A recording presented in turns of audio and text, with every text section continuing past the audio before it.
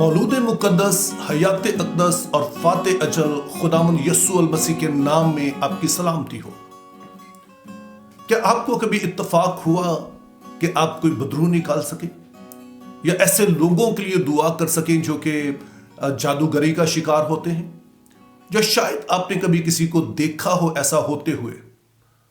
अभी कुछ अरसे से तो ऐसा मुमकिन नहीं हो सका कि मैं इस तरह की खिदमत सर अंजाम दूं, लेकिन अपनी खिदमत के शुरू में ऐसे कई केसेस जो है वो मुझे डील करने का मौका मिला।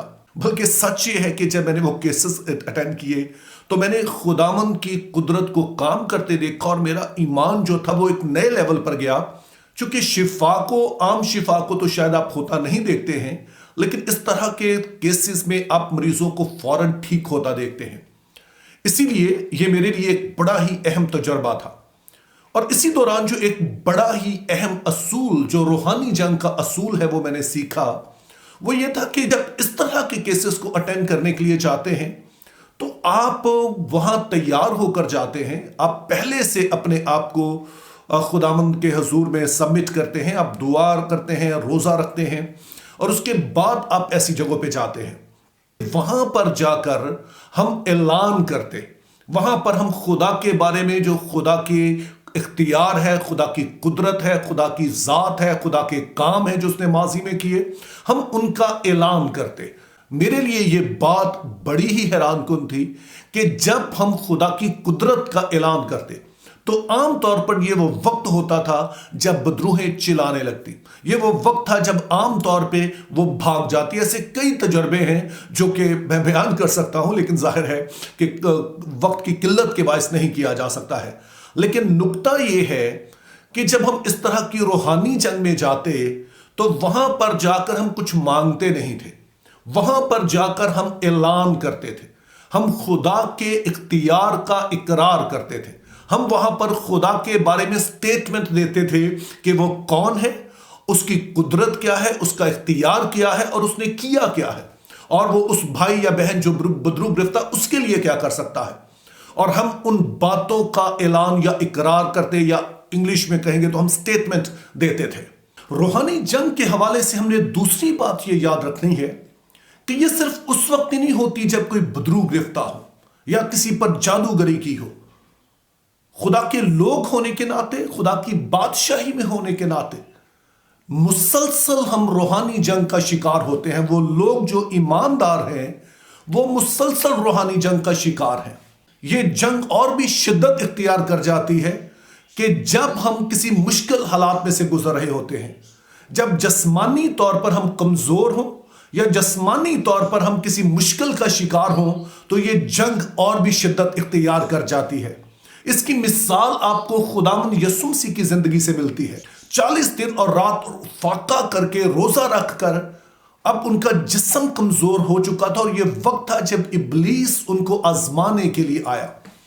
और उस जंग का मकसद यह था कि वो खुदा की अच्छाई के बारे में यस्सु मसीह के दिल में वो वसवसा डाले, उसके बारे में शक पैदा करे, उसे नाफरमानी पर जो है वो उभारे, ताकि वो खुदा के कलाम से हटकर कुछ करे। लेकिन हमने देखा कि यस्सु मसीह ने भी खुदा के कलाम को इस्तेमाल किया। जो भी उसने आजमाया, जब उस रूहानी जंग में उन्होंने खुदा के कलाम का इकरार किया। उन्होंने उस वक्त मांगा नहीं खुदा से कि तू मेरी हिफाजत कर, बल्कि उस कलाम ने उनकी हिफाजत की।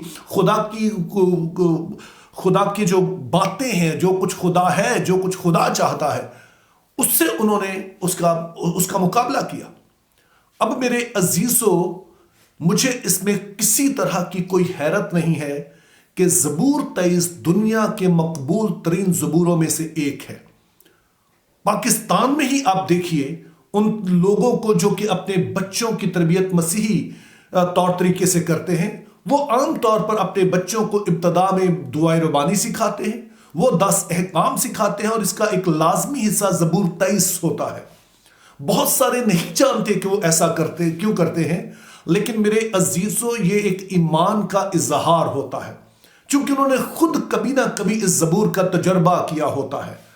रूहानी जंग में जो सबसे मौसर हथियार है वो खुदा की कुदरत का, जो कुछ खुदा के साथ हमारा रिश्ता है, जो कुछ खुदा की कुदरत है, जो कुछ खुदा करता है, जो कुछ खुदा के वादे हैं, जब उनका ऐलान करना मौसर हथियार है तो ज़बूर 23 फिर एक मौसर तरीन हथियार साबित होता है। मिसाल के तौर पर आप देखिए कि इसकी 4थी आयत को देखिए, जिसमें लिखा है कि खा मौत के साया की वादी में से मेरा गुजर हो, मैं किसी बला से नहीं डरूंगा, क्योंकि तू मेरे साथ है, तेरे असा और तेरी लाठी से मुझे तसल्ली है। हम जरा सोचिए कि यहां पर दाऊद किसी तरह से कुछ मांग नहीं रहा है। वो खुदा से ये नहीं कह रहा कि खुदावन जब मैं मौत के साया की वादी में से गुजरूं तो तू मेरी हिफाजत कर। वो ये नहीं कह रहा कि खुदावन जब मैं मौत के साया की वादी में से गुजरूं तो खुदा तू मेरे साथ होना।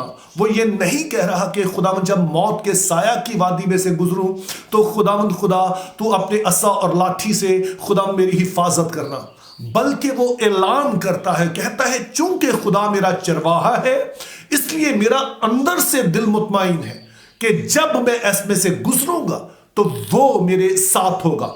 मुझे कोई हैरत नहीं है कि लोग इस ज़बूर को अपने बदतरीन हालात में पढ़ते हैं।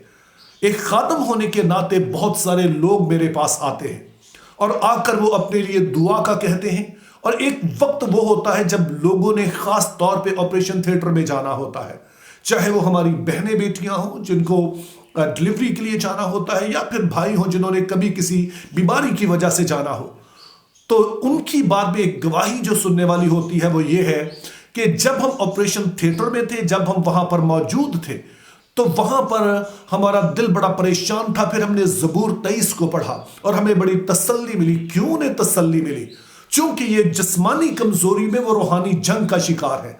और इसी वक्त में जब उन्होंने खुदा के कलाम को बोला, खुदा के कलाम का भरोसा किया, मांगने की बजाय उन्होंने ऐलान किया कि खुदा हमारा चरवाहा है, और अगरचे कि अभी हम जिंदगी और मौत की कश्मकश में हैं, लेकिन वो हमारे साथ है। वो अपने असा और लाठी से हमें संभाल लेगा, वो हमें मौत के साया की वादी में से निकालेगा।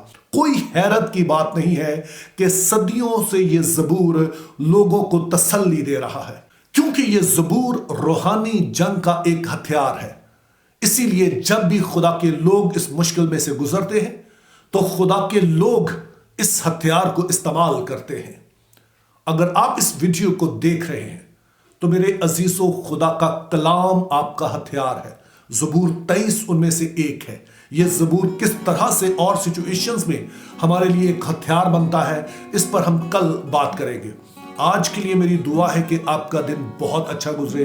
Think biblically, live purposefully, have a very good day.